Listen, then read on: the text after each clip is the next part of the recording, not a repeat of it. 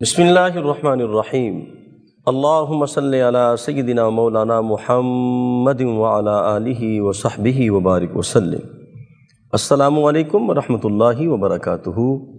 انتہائی محترم و مکرم ناظرین و سامعین، ARYQ TV پر ترجمہ اور تفسیر پر مبنی پروگرام حکمت قرآن میں میں ہوں آپ کا میزبان قاری محمد یونس قادری۔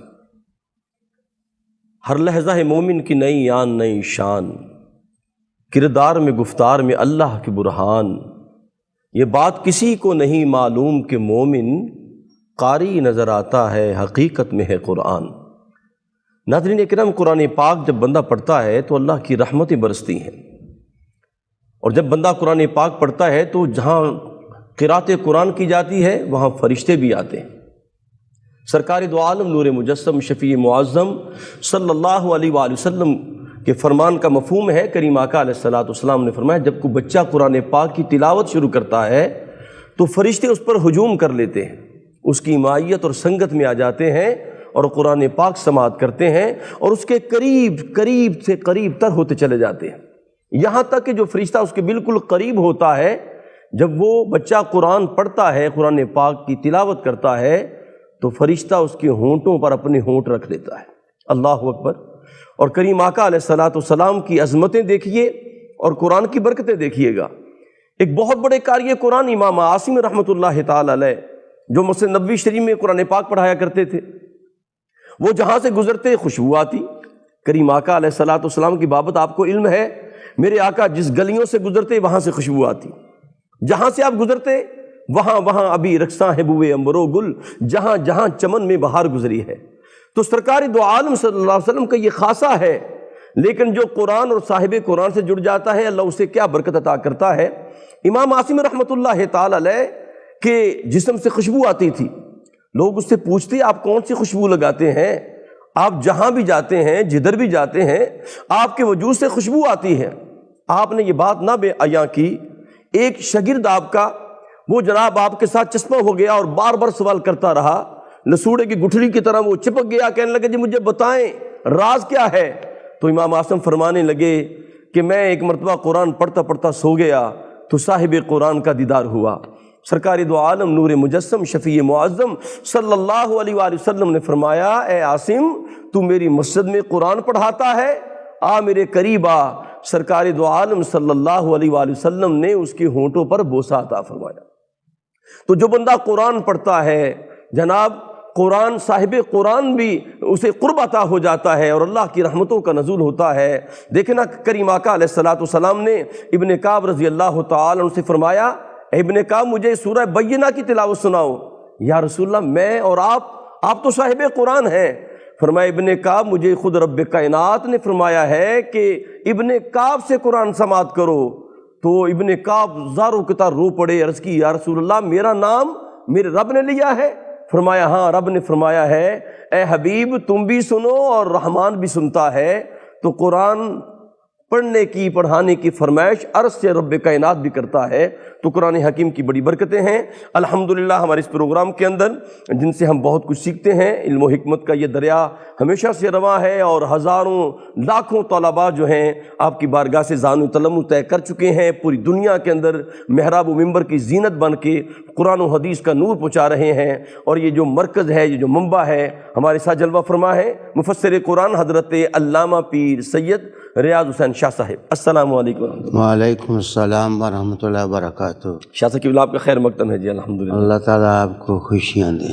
شاہ جی قبلہ آپ کی اجازت سے الحمدللہ آج ہم سورہ بقرہ کی آیت نمبر 25 تلاوت کریں گے، اس کا ترجمہ اور تلاوت پیش خدمت ہے۔ ارشاد باری تعالیٰ ہے وَبَشِّرِ الَّذِينَ آمَنُوا وَعَمِلُوا الصَّالِحَاتِ أَنَّ لَهُمْ جَنَّاتٍ تَجْرِي مِن تَحْتِهَا الْأَنْهَارُ كُلَّمَا رُزِقُوا مِنْهَا مِن ثَمَرَةٍ رِزْقًا قَالُوا هَذَا الَّذِي رُزِقْنَا مِن قَبْلُ وَأُوتُوا بِهِ مُتَشَابِهًا وَلَهُمْ فِيهَا أَزْوَاجٌ مُطَهَّرَةٌ وَهُمْ فِيهَا خَالِدُونَ۔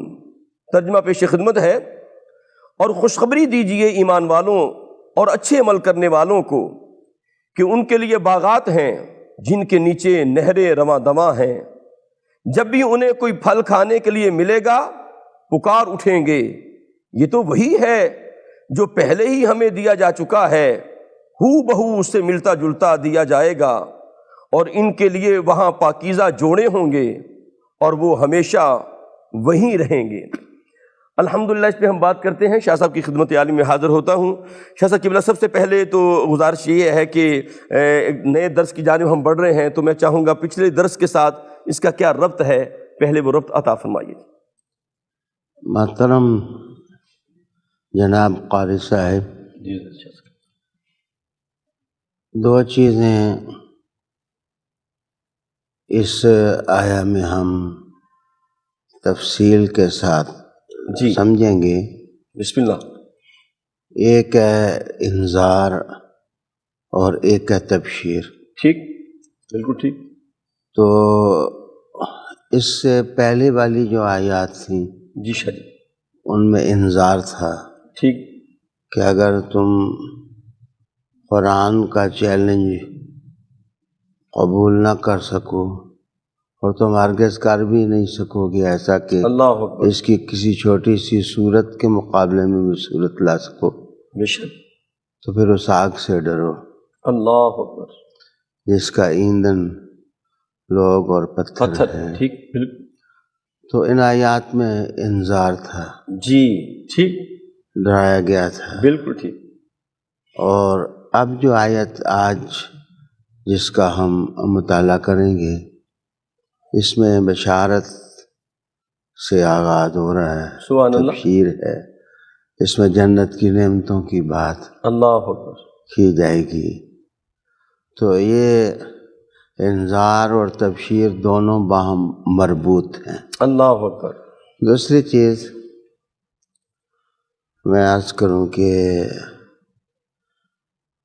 قرآن مجید کے بارے میں جن صداقتوں اور عظمتوں کا بیان پہلی آیات میں ہوا، سبحان اللہ، ان کی حیثیت دستوری تھی، اللہ اکبر، اور وجوہ اعجاز بیان کیے گئے تھے کہ اس قرآن کی مثل تمہارے پاس ہے ہی نہیں۔ بے شک، تو ذہن میں ایک سوال پیدا ہوتا تھا کہ اگر اس پر عمل کریں گے جی، تو کیا ملے گا؟ اللہ اکبر، سبحان اللہ، سبحان تو خیر عمل کی تحریص تو قرآن مجید میں موجود ہے، اللہ، صحیح، لیکن نتائج کیا ہوں گے؟ اللہ اکبر، تو رب کریم نے اس آیہ کریمہ میں اس دستور کو اپنانے کے نتائج اور ثمرات واہ واہ، ارشاد فرمائے۔ سبحان اللہ، سبحان اللہ، تیسری چیز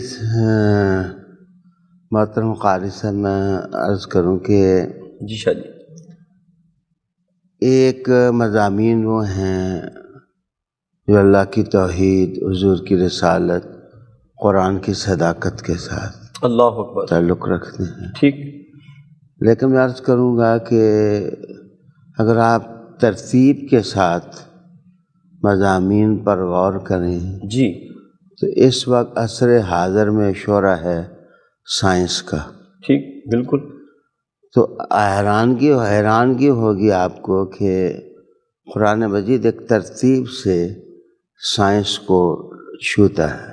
اللہ اکبر، مثلاً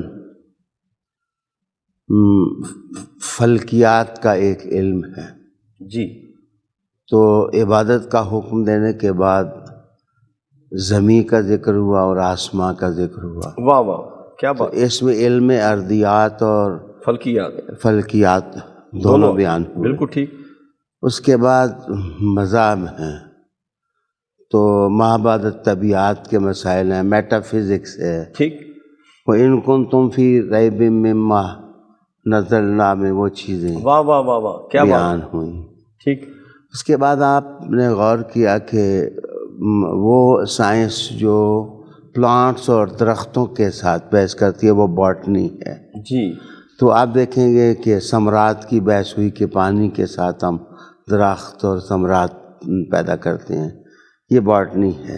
ٹھیک ہے، اور آپ دیکھیں گے کہ آب پاشی کا نظام اور پانی کا نظام، اللہ اکبر، تو پانی کے نظام کو پہلی آیات میں آسمان سے برسنا، واہ واہ، زمین پر اس کے مخزن کا ہونا، کیا بات، اور یہاں جنت میں جو نہروں کا نظام ہے اس کو جس اچھوتے انداز میں زیر بحث لایا گیا ہے وہ قرآن مجید کا ہی حصہ ہے۔ واہ واہ واہ، اور ذرا تھوڑا سا ایک آیت پہلے ہی میں عرض کروں کہ اگلی آیت میں مچھر کی بات بیان کی گئی، جی جی، تو وہ زوالوجی ہے، سائنس واہ کا واہ وہ علم جو جانوروں کے ساتھ اللہ اس کو ڈیل کرتا ہے، وہ زوالوجی ہے۔ اللہ اکبر، تو یہاں آپ قرآن مجید پڑھتے ہوئے کسی چیز کی کمی نہیں دیکھیں گے۔ اللہ اکبر، ایک ترتیب ہے، اس کے خزانے ہیں علوم کے، جی، اور اس کے اندر معارف ہیں، واہ واہ، اور اس کے اندر حکمتیں ہیں۔ کیا بات، میں نے عرض کیا کہ جیسے آسماں کو دیکھو تو ستاروں کی ترتیب نظر آتی ہے، سبحان اللہ، یہاں قرآن مجید کی آیات واہ واہ، قرآن مجید کے آسماں پر ایسے چمکتی ہیں سبحان اللہ، اور روشنی بانٹتی ہیں کہ انسان قرآن ہی کا ہو کر رہ جاتا ہے۔ واہ واہ واہ۔ ناظرین اکرام، قبلہ شاہ صاحب نے فرمایا کہ کائنات کے سارے علوم اس قرآن کے اندر بند ہیں، اور اللہ اکبر، یہ بات مسلمہ ہے کہ جناب آپ دیکھتے ہیں کہ تورات کا علم ہے، زبور کا ہے، صحیفوں کا علم ہے، ما کان و ما یکون کا جتنا علم ہے، لتبیان لکل شیء، ہر چیز کا علم قرآن کے اندر ہے۔ انشاءاللہ اس پہ ہم مزید بات کرتے ہیں، ہمارے ساتھ رہیے، ملاقات کرتے ہیں ایک وقفے کے بعد۔ جی ناظرین اکرام، آپ کا خیر مقدم ہے، حکمت قرآن پروگرام میں آپ شامل ہیں، اور بات ہو رہی ہے وبشر الذین آمنوا وعملوا الصالحات، بشارات کی بات ہو رہی ہے، اور قرآن کا اسلوب یہ ہے کہ جہاں قرآن نذیر ہے وہاں بشیر ہے، جہاں قرآن دن کی بات کرتا ہے وہاں رات کی بات کرتا ہے، جہاں جنت کی بات کرتا ہے یہاں وہاں دوزخ کی بات کرتا ہے، ہر چیز اپنے مد مقابل سے پہچانی جاتی ہے۔ شاہ صاحب قبلہ، یہاں بشارات کا ذکر ہے، تو میں سوال میرا یہ ہے کہ تبشیر اور نذیر کہا گیا، تو کیا غیر نبی بھی تبشیر اور نذیر کر سکتا ہے؟ اللہ آپ کو خوش رکھے، آمین، خوشیاں نصیب کرے ہمارے ناظرین کو۔ آمین آمین ثم آمین۔ عرض کچھ اس طرح ہے کہ بشر کا جو لفظ ہے، ٹھیک، میں یہیں وضاحت کر دوں کہ اصل میں یہ ماخوذ ہے بشرا سے۔ اللہ اکبر، انسان کے چہرے کو بشرا کہتے ہیں، سبحان اللہ، تو وہ آدمی اپنے چہرے بشرے سے ایسا لگتا ہے اور ایسا لگتا ہے، واہ واہ، تو ایسی خبر جو انسان کے چہرے پر اثر چھوڑے، واہ واہ، اس کو بشارت سے تعبیر کرتے ہیں۔ واہ واہ، مثلاً آپ کو کوئی آ کے خوشی کی خبر دے سبحان اللہ، تو چہرہ لال ہو جائے گا، واہ واہ، دمک اٹھے، خوش دمک اٹھے گا، واہ واہ اور واہ، خوشیاں جو ہیں وہ چہرے پر عیاں، عیاں ہو جائیں گی۔ واہ واہ واہ، تو قاری صاحب، اسی طرح مثلا کوئی آدمی ڈانٹتا ہے کسی کو، تو ڈانٹ ڈپٹ کے اثرات چہرے پر تھوڑی یبوست جی، پیدا کرتے ہیں، اور انسان کی ناراضگی اس کے چہرے سے اور اس کے رخساروں سے اور اس کی جمی سے صحیح، محسوس ہونے لگ جاتی ہے۔ اشکال پیدا ہوگا ایک جگہ جا کے کہ ایک جگہ اللہ پاک نے عذاب کی دھمکی دی، ٹھیک ہے، اور وہاں بھی کہا فَبَشِّرْهُم بِعَذَابٍ عَلِيمٍ، اللہ اکبر، ان کو بشارت دیجئے دردناک عذاب کی۔ ٹھیک ہے، تو وہاں قاری قرآن الجھاؤ محسوس نہ کرے، جی جی، یہ اس کی اصل بیان کرنے میں تھوڑی تکلیف دی ناظرین کو کہ وہ سوچیں کہ اصل معنی اس کا چہرے پر اثر کا مرتب ہونا۔ صحیح، تو جس وقت کوئی تکلیف اور الم انسان محسوس کرتا ہے تو اس کا چہرہ کالا پڑ جاتا ہے، ٹھیک ہے، یہاں تک کہ وہ جلا ہوا کوئلہ بن جاتا ہے۔ تو اس لیے قرآن مجید نے عذاب کا جہاں ذکر کیا وہاں بھی کہہ دیا فَبَشِّرْهُم بِعَذَابٍ علیم۔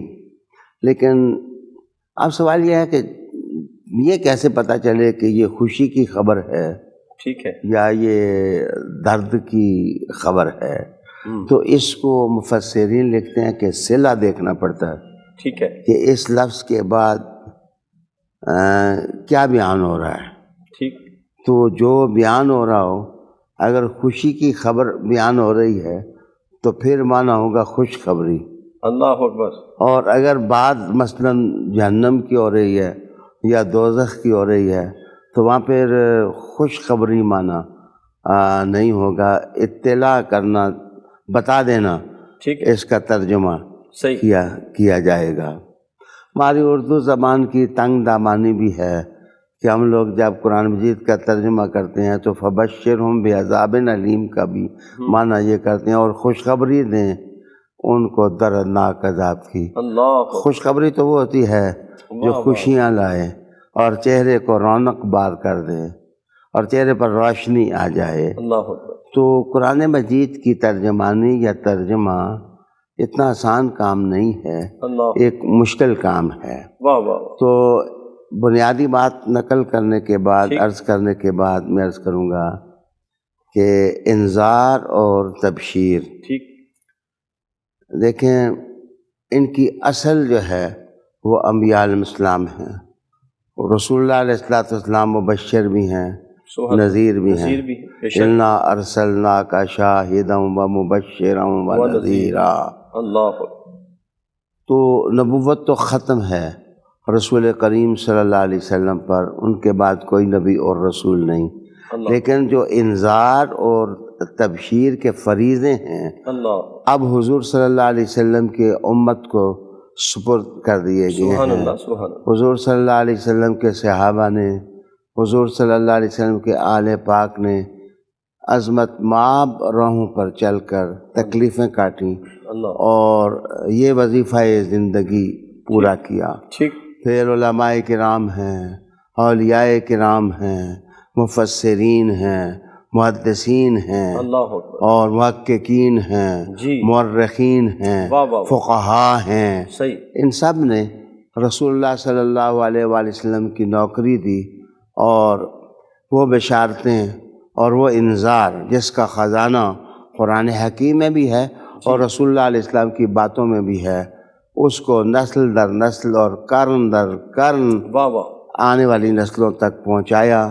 اور میرے خیال میں نبوت کی نوکری میں یہ کام کرنا جو ہے جی، وہ دین کا مقصود ہے۔ سبحان، شاہ صاحب قبلہ یہ صرف علماء کے لیے تبشیر اور تنذیر ہے کہ ہر آدمی کے لیے یہ لازم ہے کہ وہ اس پہ عمل کرے؟ محترم قاضی صاحب، میں نے عرض کیا تھا کہ اصل میں انذار وہ ڈرانا ہے ٹھیک ہے، جو کسی چیز کے بارے میں علم پر مبنی ہوتا ہے کہ کس چیز کا نقصان ہے ٹھیک ہے، اور کس چیز کا فائدہ ہے۔ صحیح، تو اہل علم ہی دراصل واہ واہ، سبحان گہرا علم رکھتے ہیں۔ صحیح ہے، تو اگر عوام بھی ٹھیک، کوئی جانتی ہے ثمرات کسی چیز کے تو پھر عوام تو نہیں رہی، وہ بھی خواص مند ہے۔ خواص، اللہ اکبر، اللہ اکبر۔ شاہ صاحب قبلہ میرا اگلا سوال یہ ہے کہ اس آیت کے جو تقاضے ہیں اس کے اندر جو موجود ہیں، ایک قاری قرآن کے لیے سمجھنے کے لیے جو چیزیں ضروری ہیں، میں چاہتا ہوں اس پہ موتی عطا فرمائیے۔ محترم المقام، بہت احسن پیرائے میں آپ نے ایک ضروری مسئلہ جی، چھیڑا ہے اللہ اکبر، کہ یہ آیہ کریمہ تقاضا کیا کرتی ہے قافلہ انسانیت سے یا غلامان رسالت سے، ٹھیک، کہ وہ کریں کیا۔ ایک ضمنی بات میں عرض کر دوں کہ قرآن مجید کی جتنی آیات اور صورتیں ہیں ان میں مختصر ترین صورت بھی اگر ہے جی، تو اس میں ایک تقاضا ہے عمل کا، ایمان کا، اعتقاد صحیحہ کا۔ ٹھیک، مثلا ایک آیت ہے، کہا گیا والضحیٰ، سبحان اللہ، قسم ہے روئے روشن کی، سبحان، سبحان، یا قسم ہے چاشت کے وقت کی۔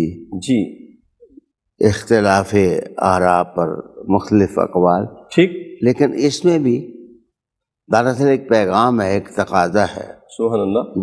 جب یک لفظی اور دو لفظی آیت ہو جی تو اس میں بھی تقاضوں کی روشنی موجود ہوتی ہے. تو یہ آیت تو تھوڑی طویل ہے، ٹھیک ہے. اس میں تقاضے بیان ہوئے ہیں. سب سے بڑی چیز وہ ہے ایمان.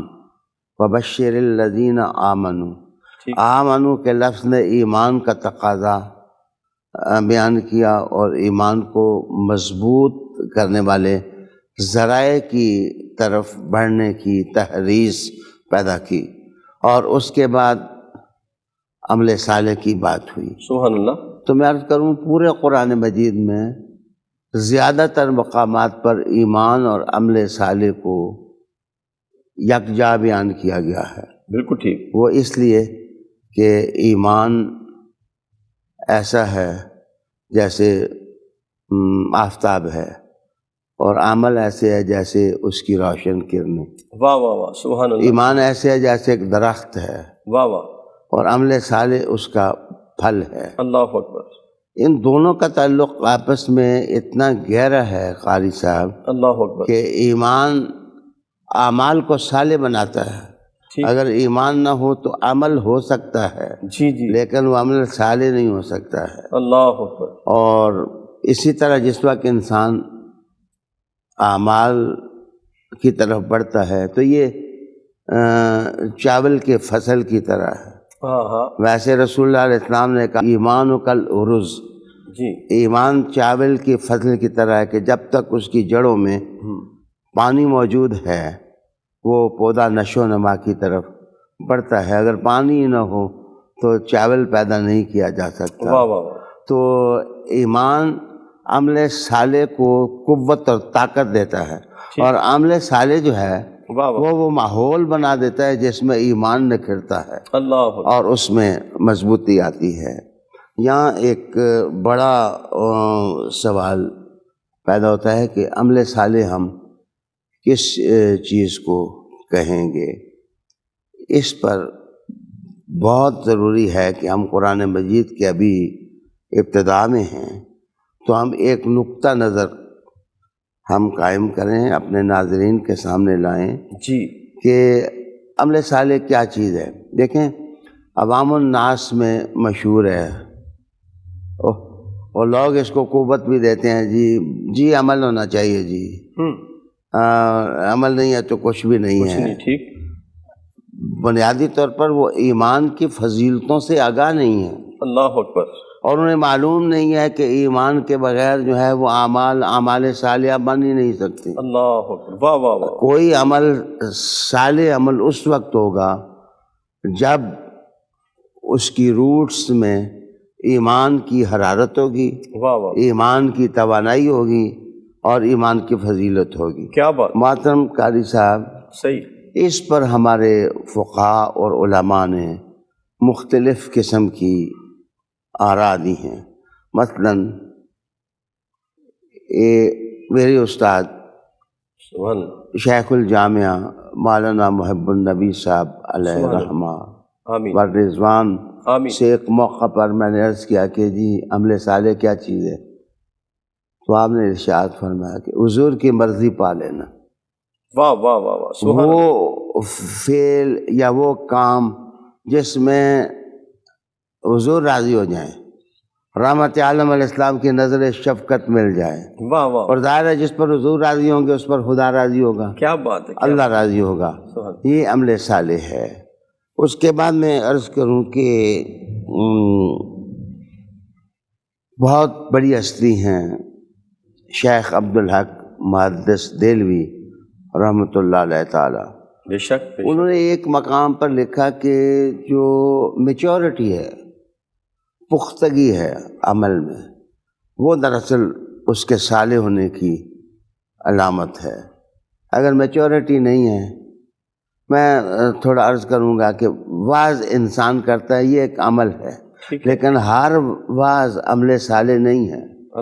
جب تک کہ اس میں میچورٹی نہ ہو، اس میں پختگی نہ ہو، اس میں اتقان نہ ہو، اس میں ابلاغ نہ ہو، اس میں سنجیدگی نہ ہو، اس میں متانت نہ ہو، اس میں مقصد کی اہمیت کو نہ چھوا جائے، ٹھیک ہے، میں محترم قاری صاحب، بسم اللہ. یہ میرے سامنے میری اپنی ہی تفسیر ہے. الحمدللہ الحمدللہ. میں عرض کروں گا جمال الدین قاسمی قرآن مجید کا بہت معروف مفسر ہے، تفسیر قاسمی کے نام سے مشہور ہے. جی بالکل. وہ کہتے ہیں اصلاح قلب کا نام عمل صالح ہے، اللہ. کہ آپ اپنے دل کی اصلاح کر لیتے ہیں، آپ کا دل ٹھیک ہو جاتا ہے، وہ منیب ہو جاتا ہے، وہ سالم ہو جاتا ہے، اس میں محبت آ جاتی ہے.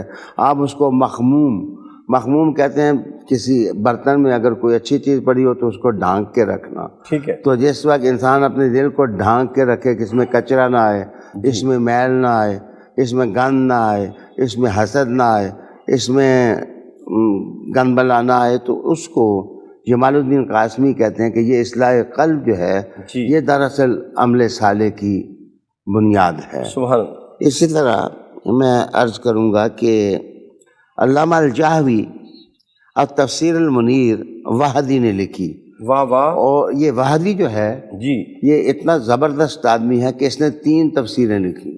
اللہ. ایک التفسیر الوسیط لکھی، التفسیر البسیط لکھی، اور التفسیر الطویل لکھی. اللہ اکبر. تو قرآن مجید پر ساری زندگی انہوں نے وقف کر دیا. یہ کہتے ہیں طاعات کا نام جو ہے واہ واہ. یہ عمل صالح ہے، کہ ہر چیز میں رسول کریم صلی اللہ علیہ وسلم کی سنت کا نقشہ ہو، اور ایک انسان بندہ ہوا محسوس ہو کہ وہ حضور صلی اللہ علیہ وسلم کے آستان پر جو ہے اس کو کسی نے جکڑ دیا ہے، وہ اپنے اعمال میں اپنی مرضی نہ کرے، وہ رسول اللہ علیہ السلام کے طریقوں کو زندہ کرے. اس کو عمل صالح سے تعبیر کر دیا گیا. عالی جناب دوستو، مجدد الفسانی اللہ علیہ رحمہ مکتوبات شریف ہیں، ایک بے پایاں دولت ہے جو امام ربانی علیہ رحمہ ورد زمان نے، میرے خیال میں زندگی کا کوئی مسئلہ ایسا نہیں جس پر انہوں نے اظہار خیال نہ کیا ہو. اللہ اکبر. آپ لکھتے ہیں کہ ہمارے صالحہ وہ ہیں جن کے نتائج ٹھیک ہیں. واہ واہ.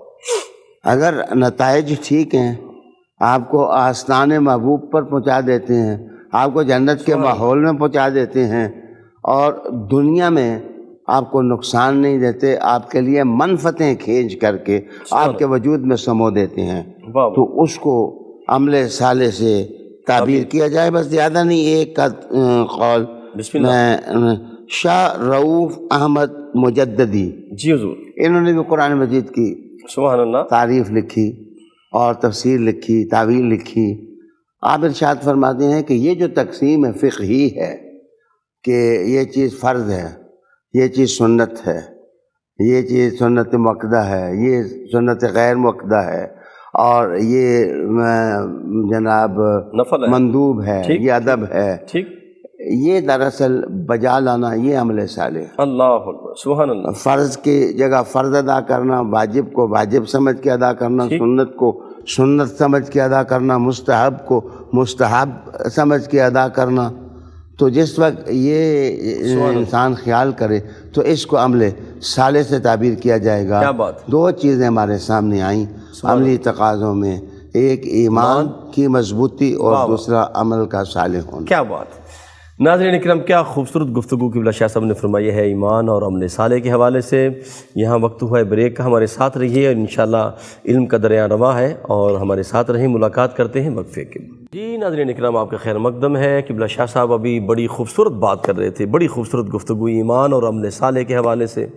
اور کریم آقا کا فرمان بھی ہے نا، الایمان بین الخوف والرجاء. ایمان جو ہے خوف اور امید کی درمیانی کیفیت کا نام ہے. اور دنیا کے اندر ہم دیکھتے ہیں، جب یورپ میں جاتے ہیں تو ہم کہتے ہیں بڑے اچھے عمل وہ لوگ کرتے ہیں، لیکن شاہ صاحب قبلہ نے بات بیان کر دی، اگر ایمان نہیں ہے تو عمل صالح فائدہ نہیں دے گا. من عمل صالحا من ذکر او انثی وہو مؤمن.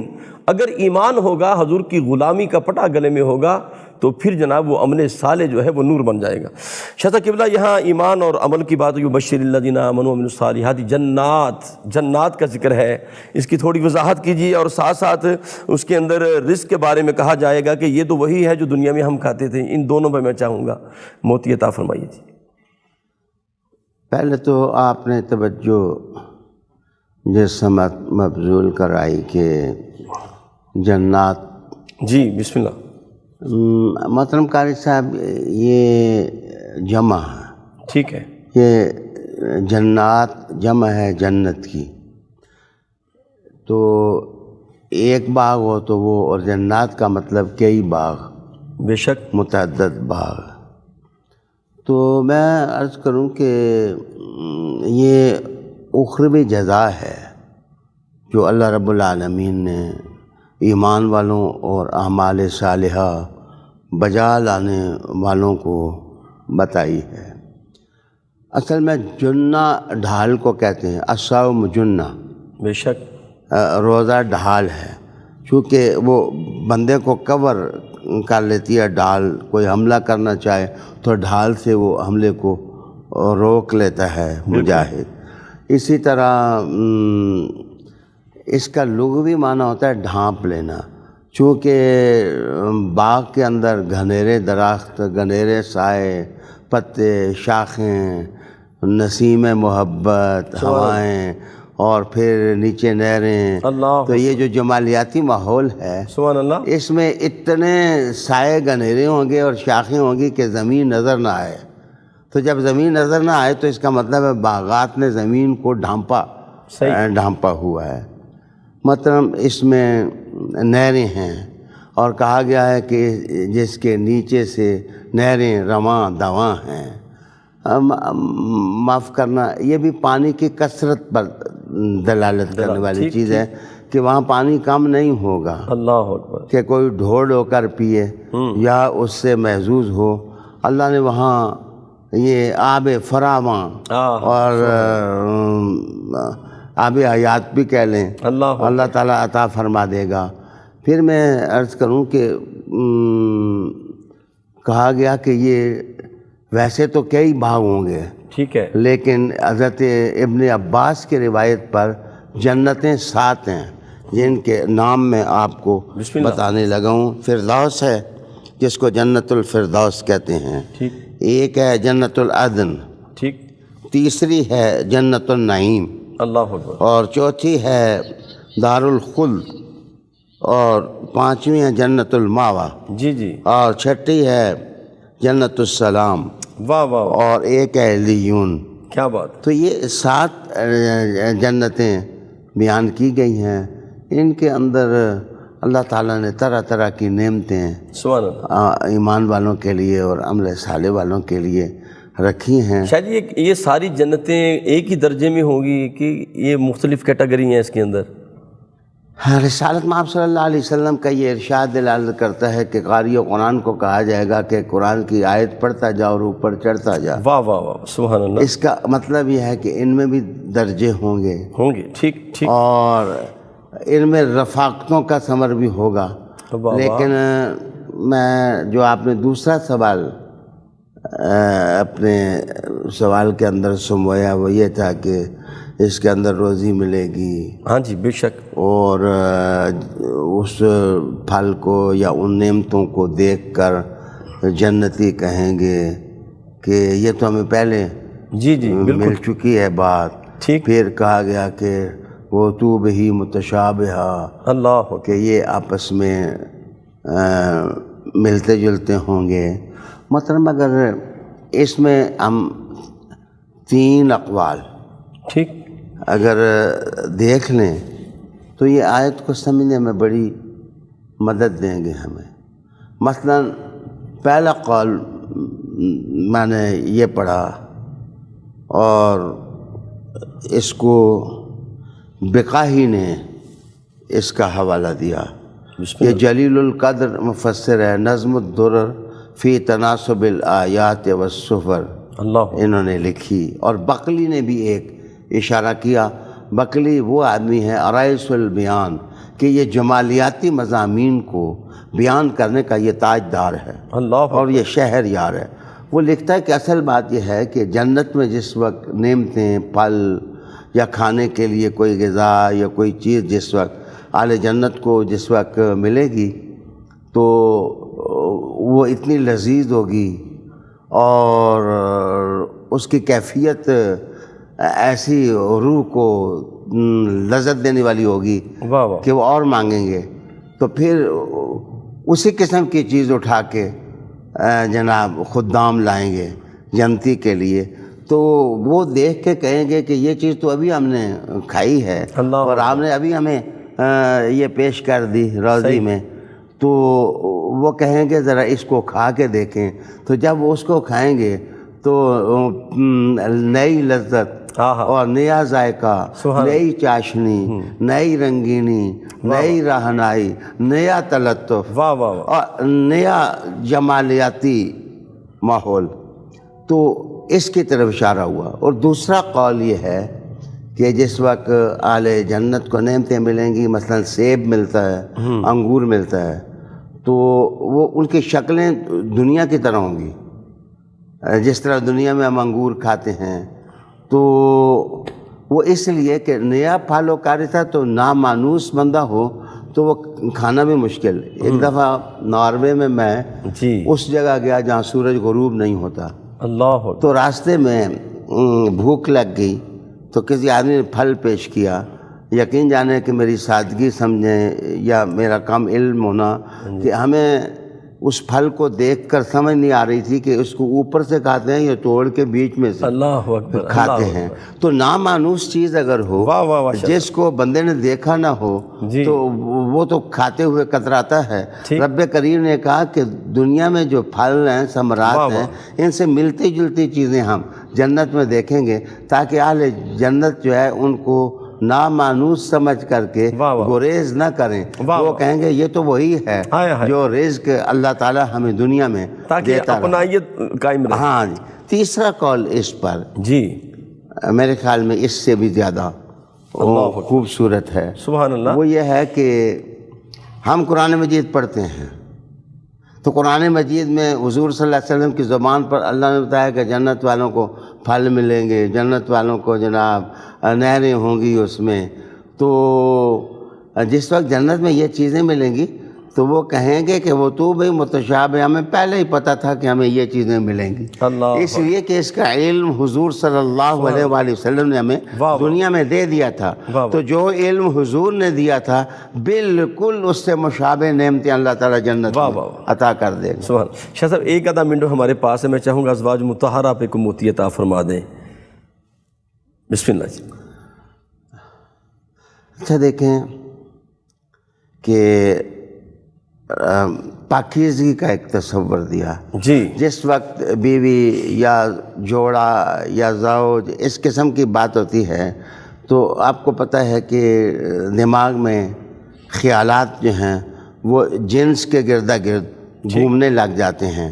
تو رب کریم نے کہا کہ وہاں جو نعمتیں ہوں گی، بیویاں ملیں گی، جوڑے ملیں گے، تو جو وہ لوگ انجوائے کریں گے ان کو، تو اس میں طہارت ہی طہارت ہے۔ دنیا میں جو نسوانیت کے اندر آلودہ ہو جانا ہے، انسان مختلف قسم کے جناب واش روم میں جاتا ہے، مختلف چیزیں لاحق ہوتی ہیں۔ رب کریم نے کہا جنت میں یہ چیزیں نہیں ہوں گی، پاکیزگی پاکیزگی ہوگی۔ اور اس کا مطلب یہ ہے مطہرہ، تو جوڑے کی ایک صفت بتائی گئی۔ سبحان اللہ۔ اس کا مطلب یہ ہے کہ بیوی کی اگر صفات آپ جاننا چاہیں تو سب سے بڑی صفت اس کی یہ ہے کہ وہ پاکیزہ ہو۔ کیا بات! اگر اس میں طہارت ہے، اسی لیے اہل بیت اطہار کے بارے میں کہا وَيُطَهِّرَكُمْ تَطْهِيرًا، کہ وہ لوگ جو ہیں وہ صاف ستھرے ہیں، پاکیزہ ہیں۔ اور یہی وجہ ہے کہ جنت کا سردار اللہ نے جو بنایا وہ پاکیزہ لوگوں کو بنایا ہے، جو ادھر بھی پاکیزہ ادھر بھی پاکیزہ، حسن اور حسین، اور ملکہ جنت تو سیدہ زہرا فاطمہ بطول ہوں۔ سبحان اللہ، سبحان اللہ۔ ناظرین کرام، کیا خوبصورت اختتام ہوا، اور کیا کہنے۔ اور جب انبیاء علیہ السلام کی ازواج مطہرات کا ہم ذکر کرتے ہیں، اور سب سے حسین جوڑا کائنات کا جسے ہم نام لیتے ہیں تو آنکھیں جھک جاتی ہیں، وہ مولا کائنات کا ہے، مولا علی مشکل کشا کرم اللہ وجہ الکریم کا ہے، سیدہ طیبہ طاہرہ سیدہ کائنات کا ہے، جہاں ساری طہارتیں بھی ہاتھ باندھے کھڑی ہیں، انہی کی بارگاہوں سے طہارت کا نور ملتا ہے۔ رب کائنات ہمیں اہل بیت کی سچی پکی غلامی عطا فرمائے، اور اس بارگاہ سے ہمیں طہارت کا نور عطا فرمائے۔ میں آخر میں مفسر قرآن حضور قبلہ حضرت علامہ پیر سید ریاض حسن شاہ صاحب قبلہ کا شکریہ ادا کروں گا، اس دعا کے ساتھ کہ ہمیشہ کی طرح میں دعا کیا کرتا ہوں رب کائنات شاہ صاحب کو لمبی عمر عطا عطا فرمائے، صحت والی زندگی عطا فرمائے، اور یہ علم و حکمت کا دریا ہمیشہ رواں رہے۔ اپنے میزبان قاری محمد یونس قادری کو اجازت دیجیے۔ السلام علیکم ورحمۃ اللہ وبرکاتہ۔ ناظرین، اگر آپ ایسی ہی مزید ویڈیوز دیکھنا چاہتے ہیں تو ہمارا ARYQ TV کا چینل سبسکرائب کیجئے اور بیل آئیکن کا بٹن دبانا نہ بھولیے تاکہ آپ سے کوئی پسندیدہ پروگرام مس نہ ہو جائے۔